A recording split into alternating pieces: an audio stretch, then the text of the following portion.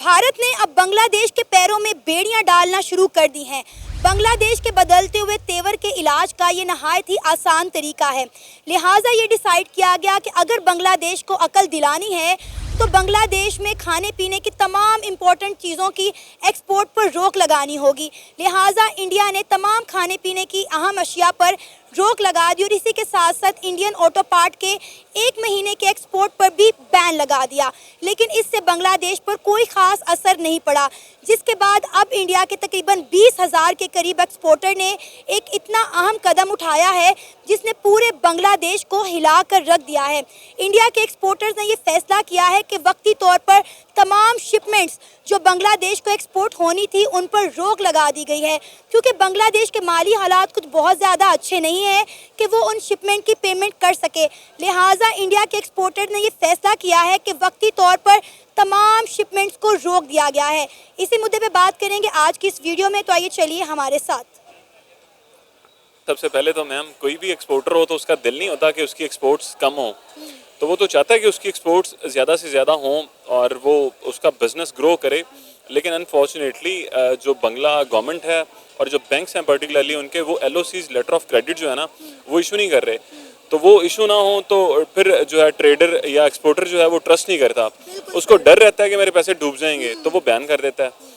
और रही बात जो बांग्लादेश को कंग्लादेश वाली, तो मैं उससे इत्तेफाक नहीं करूँगा, क्योंकि मेरा मानना ये है डॉक्टर यूनुस जो हैं वो दुनिया के बहुत अच्छे इकोनॉमिस्ट हैं और even he got I think Nobel prize in economics.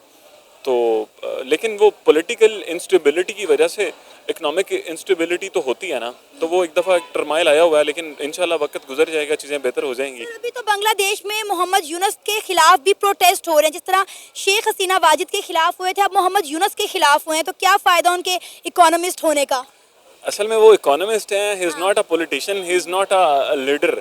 तो बाकी प्रोटेस्ट तो मैम US में ट्रम्प के खिलाफ और US में बाइडन के खिलाफ भी होते हैं, तो ये तो जमहूरियत का हुस्न है कि प्रोटेस्ट हों। सर, अभी आपको पता है कि इंडिया ने जो पहले है प्याज और हम बात करें आलू, ये इनके बॉर्डर पर कहते हैं पड़े पड़े गल गए, लेकिन इन्होंने बांग्लादेश को एक्सपोर्ट नहीं किए।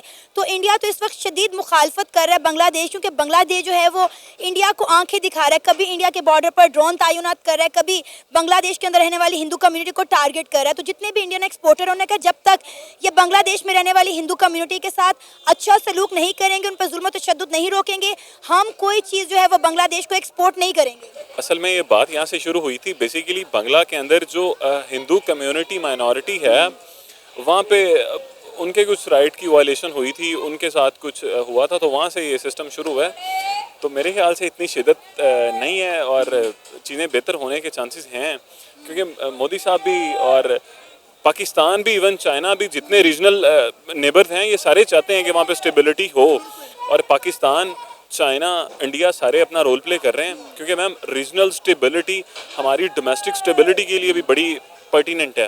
वैसे आपको लगता है कि बांग्लादेश की इतनी वर्थ है कि वो इंडिया को आंखें दिखा सके? 1971 की बात करें तो यही इंडिया था जिसने बांग्लादेश को सपोर्ट किया था और इसको ग्रो करने में हेल्प की थी। आप देखें कि बांग्लादेश की इकॉनमी बड़ी बेहतर जा रही थी, मौशी लिहाज से पाकिस्तान से बहुत ज़्यादा बेहतर था, लेकिन एक बार फिर से वो जो है जवाल का शिकार हो गया। गुजारिश ये है मैम, बांग्ला की इन 1971 he was the exporter of jute, और बांग्ला को गोल्डन फाइबर कहा जाता है। अच्छा। तो बांग्ला ने लेकिन असेस किया कि with the passage of time in coming days jute की जो वर्थ है या जितनी डिमांड है वो नहीं रहेगी, तो उन्होंने अपनी पैरेलल जो है टेक्सटाइल इंडस्ट्री ग्रो की, और अब उनकी एक्सपोर्ट 60% अराउंड वो गारमेंट्स पे है। तो इकोनॉमिकली तो वो ठीक है। जो बात है इंडिया की, तो इंडिया ने जाहिर सी बात है पाकिस्तान के हमेशा अगेंस्ट कॉन्स्पिरेसीज की हैं, और जहाँ जहाँ भी उनको लगा है, और उन्होंने अपना, अब देखें ना हमारे बलूचिस्तान की इंस्टेबिलिटी को लेके देखें, कुलभूषण जाधव का पकड़ा जाना, उसकी डिटेंशन है, तो ये सारा इंडिया कर रहा है मैम। तो सर, अभी जो बांग्लादेश में जो कुछ हो रहा है उसका मलबा पाकिस्तान पे डाला जा रहा है कि जो कुछ बांग्लादेश में हो रहा है, जो बांग्लादेश को उकसाया जा रहा है, वो पाकिस्तान कर रहा है।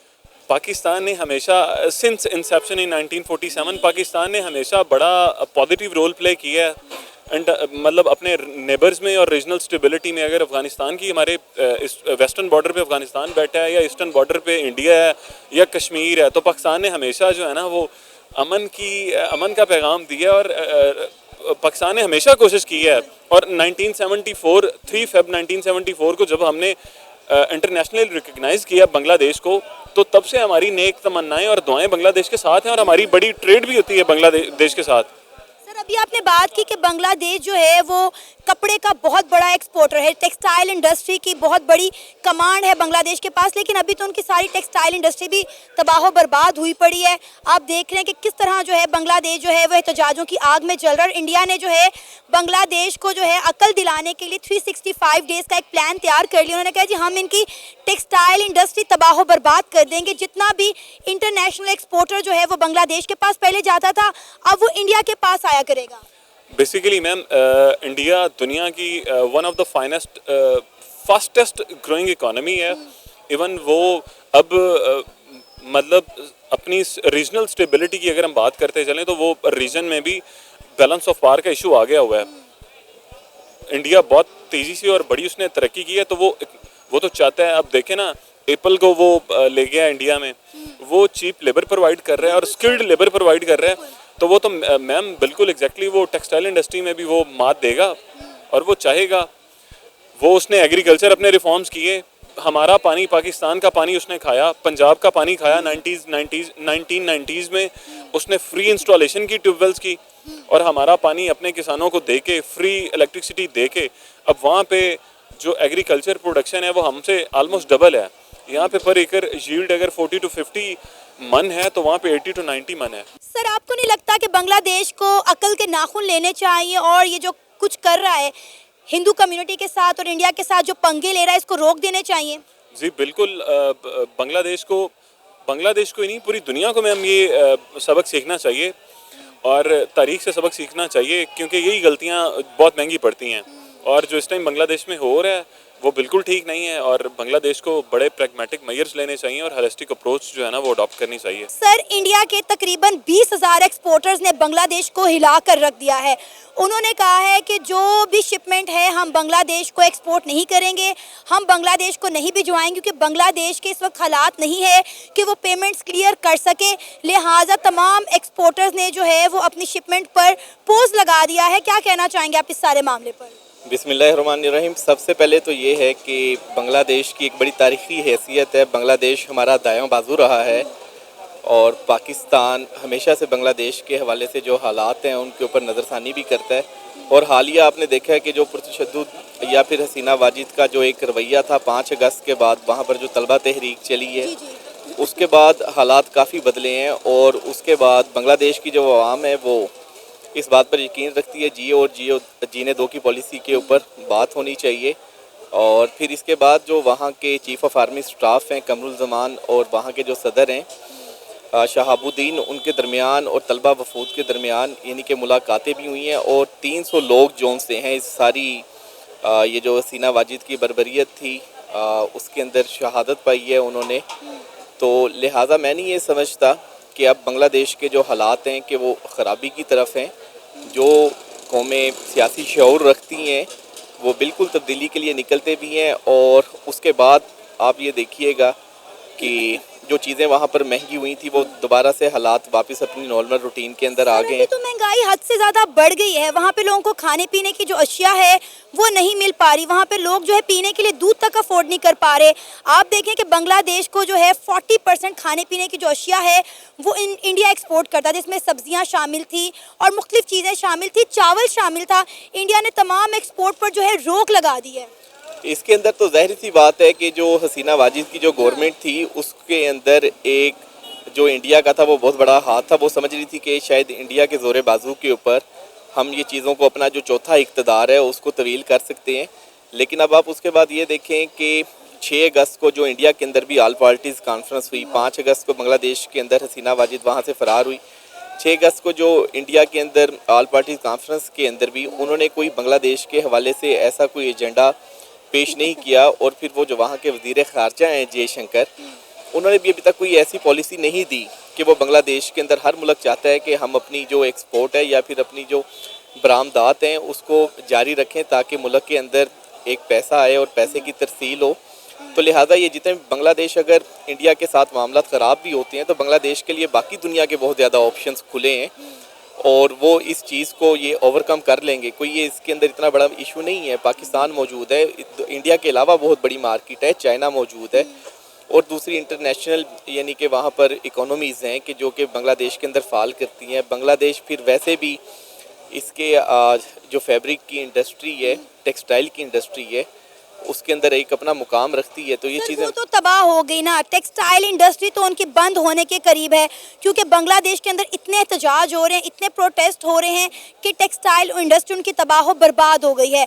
यहाँ तक कि इंडिया ने भी 365 के नाम से एक प्लान जो है वो बना लिया है कि हमने 1 साल के अंदर अंदर जो है बांग्लादेश की टेक्सटाइल इंडस्ट्री को तबाह बर्बाद करना और जितना इंटरनेशनल जो एक्सपोर्टर था जो जाता था बांग्लादेश के पास वो अब इंडिया के पास आया करेगा। देखिए जाहिर सी बात है, जिस भी मुल्क के अंदर हंगामे और इस किस्म की सूरत हाल से दो चार हुआ हो वहाँ पर इकोनॉमिक क्राइसिस तो आते हैं, लेकिन ये है कि with the passage of time वो ख़त्म हो जाते हैं। और जो बांग्लादेश के अंदर वहाँ पर देखें कि तलबा ने सारी जिम्मेदारी एक संभाली है और हुकूमत के अंदर अपने आप को लेकर आए हैं, किसी न किसी सियासी ज़ाब्ते के अंदर वो भी चीज़ों को देख रहे हैं और उसको हल करने की कोशिश कर रहे हैं। और दूसरा ये है कि वहाँ पर जो बांग्लादेश का सारा मंजरनामा है जो बदला है, उसके अंदर जितने भी लोग हैं वो सारे पढ़े लिखे हैं और जवान हैं और वो जो वहाँ के स्टूडेंट्स हैं उसके अंदर जाहिर सी बात है इंजीनियर भी हैं, साइंसदान भी हैं, माहिर माशियात भी हैं।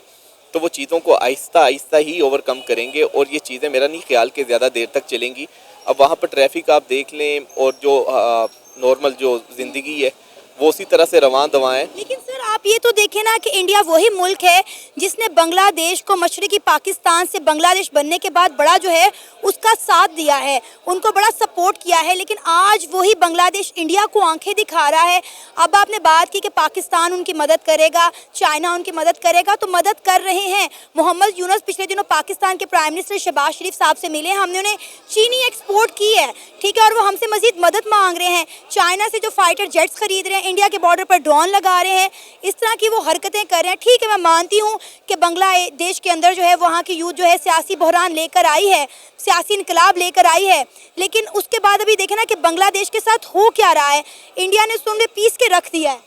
देखिए वहाँ की जो आप कह रही हैं कि तलबा जो हैं वो सियासी बहरान लेकर आए, सियासी बहरान कतन नहीं लेकर आए बल्कि तो सियासी बहरान उन्होंने ख़त्म किया है कि एक फ़र्द वाहिद की जो कि वहाँ पर हुकूमत थी जिसने जबर के साथ तशद्दुद के साथ सारी चीज़ों को हल करने की कोशिश की, लेकिन वो इसके अंदर नाकाम हो गए हैं।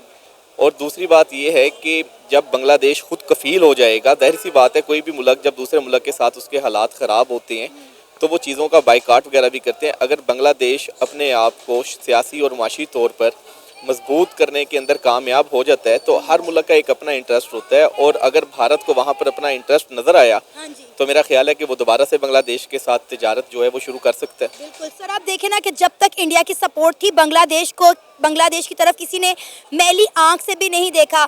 और अभी कल परसों की बात है कि बांग्लादेश के एक हमसाए मुल्क म्यांमार ने उनके 2 से 71 किलोमीटर के बॉर्डर पर कब्जा कर लिया। देखिए वो तो ज़ाहिर सी बात है, जो मुल्क इंतशार का शिकार होता है वहाँ पर जो बैरूनी क़ुव्वतें हैं वो अपना पंजा आजमाई करने की कोशिश करती हैं, लेकिन ये तो इम्तिहान है बांग्लादेशी अवाम के लिए कि वो उन्होंने अपने अंदर के जो लोग थे मुल्क के अंदर उनको तो उन्होंने शिकस्त दी है। अब उनका अगर बैरूनी किसी ताकत के साथ सामना होता है तो मेरा ख्याल है कि वो इतनी अहलियत रखते हैं कि वो उसको हल कर सकेंगे और ये उन्हीं को ही हल करना चाहिए। और मेरे ख्याल से ये कोई इतनी बड़ी चीज़ नहीं है। वहाँ पर सियासी गैर इस्तेहकाम यानी कि आया था, लेकिन अब वो ख़त्म हो चुका है और चीज़ें नॉर्मल रूटीन के अंदर आ रही हैं वापस।